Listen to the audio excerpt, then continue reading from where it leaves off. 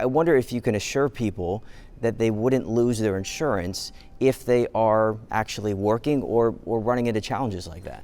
I do not want people losing their Medicaid insurance because of an administrative error. And I recognize that that's a concern that's been raised, especially by folks on the other side of the aisle politically. But I don't think that that's that biggest challenge we're going to face, because we have already invested a lot of resources building a center of gravity right here at CMS that allows us to do a digital transformation of medicine.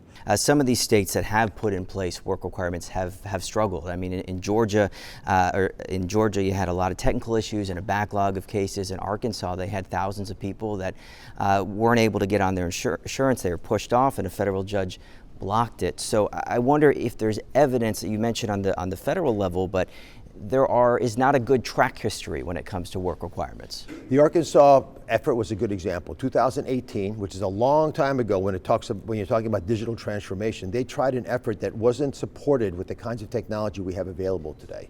And if you can trust technology to do all the things it can do on your phone, do you think it could ask you if you tried to get a job last week? Do you think it could query whether you're actually getting an education and double check with your university that that's true? That's all we're asking to happen. I wonder what you tell folks who are low level or low wage jobs, and their employer might pull back on their hours. They might be very, lack of a better word, shifty when it comes to their hours. They might not get the 80 hours a month that is required under this bill.